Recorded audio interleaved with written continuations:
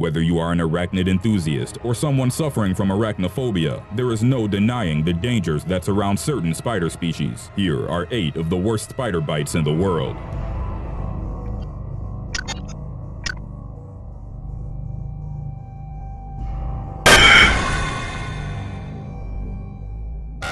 Number 8. Simon John.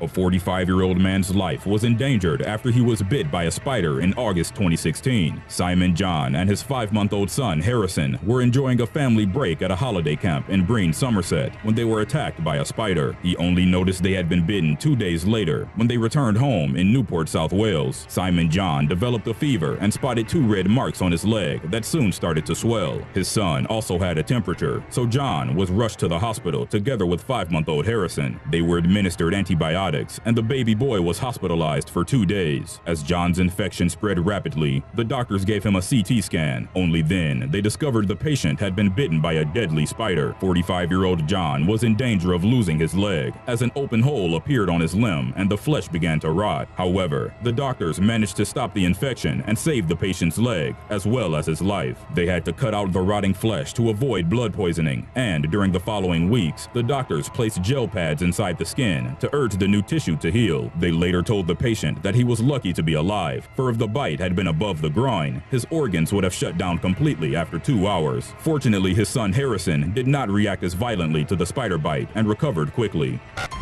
Number 7. Christine McCullens.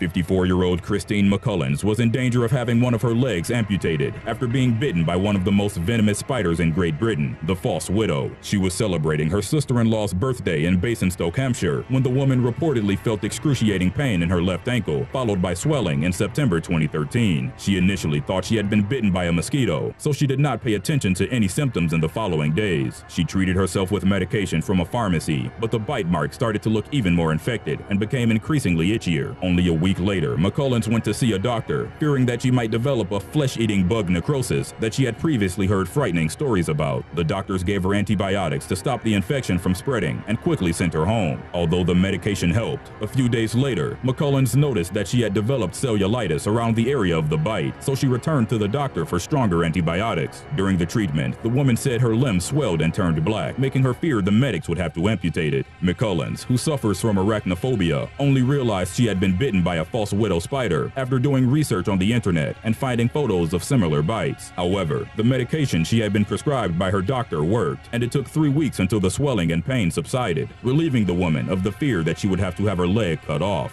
Number 6. Gangrenous bite destroys woman's ear. In November 2013, a 22-year-old Dutch woman was bitten on the ear by a Mediterranean recluse spider while she was vacationing in Italy. She was allegedly sleeping when the spider attacked her and awoke the next day with a stinging sensation in her ear as her face began to swell. Soon, her ear was liquefied by the spider's venom and turned black as the skin and cartilage had died. She was reportedly rushed to a local hospital where doctors prescribed her antihistamine, as she and the hospital staff were unaware that she had been bitten by a spider. However, despite the treatment, the pain and swelling wouldn't go away. She returned to the Netherlands a couple of days later and sought medical help, but a big part of her ear was black, indicating that the cells were already dead. After further investigation, the doctors discovered the woman had been bitten by a Mediterranean recluse spider, whose venom is known to destroy cartilage as well as skin. They had to perform reconstructive surgery on the patient's ear, removing the dead tissue and replacing it with cartilage from her ribs. One of the plastic surgeons involved in the patient's care, Dr. Mariek van Wyk, reportedly said she had never seen a spider's venom kill skin before. Number 5. Casey O'Neill. A young woman was left with a hole in her leg after being bitten by what she believes was a false widow spider in September 2015. 16-year-old Casey O'Neill from Riverway, Andover, was taking a bath when she noticed what seemed to be a mosquito bite on her leg. She didn't pay attention to it until the wound started swelling and oozing blood. She went to the hospital to get treatment, but she was only prescribed cream, as the medical staff agreed they were dealing with a spider bite. However, the bite did not respond to the ointment. It started getting even bigger until it popped, oozing blood blood and pus and causing her a great deal of pain. After that, Casey went back to the hospital. This time, the doctors gave the teenager strong antibiotics and a leg bandage. The woman told a news outlet that the pain was so intense she couldn't walk properly and even started to have a bad limp. Eventually, even though the wound was starting to heal, Casey had to borrow a pair of crutches from her aunt in order to be able to walk. Soon, she was taken to a third hospital checkup when she was given a final dose of antibiotics. The teenager's ordeal lasted for over a month until the bite started to heal completely. Fortunately, Casey was only left with a scar on her leg. Number 4. Ronald Reese. A 62-year-old man from Florida died on February 16, 2014, after being bitten by a common household spider. Ronald Reese was reportedly bitten in the neck by a brown recluse spider in August 2013 while he was clearing up an old house. He managed to return home, but the next day, he couldn't get out of bed anymore. Days later, Reese was paralyzed. His 88-year-old father, William Reese, took him to the hospital. The bite was followed by 6 agonizing months of pain, as an abscess had developed and ate away at his flesh towards his spine, pressing on his spinal cord. The man was in and out of the hospital, going through numerous procedures, but the pain never stopped. Reese's father told a news outlet that his son would desperately ask the nurses for painkillers, but nothing would alleviate his suffering. When Ronald finally passed, William Reese expressed feelings of relief that his son's ordeal was finally over. Number 3. Slayer guitarist Jeff Hanneman.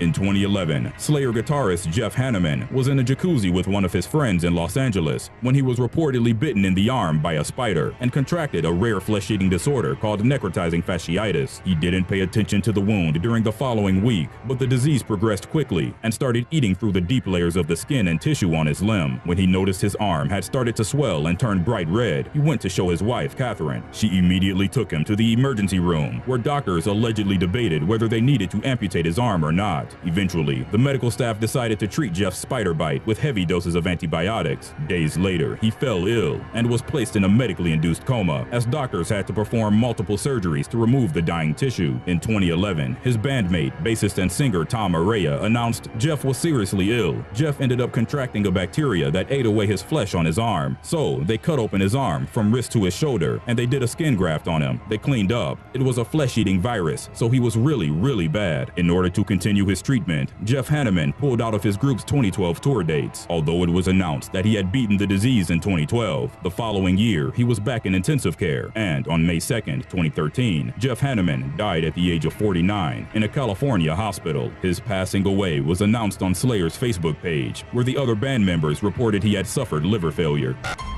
Number 2. Victoria Franklin.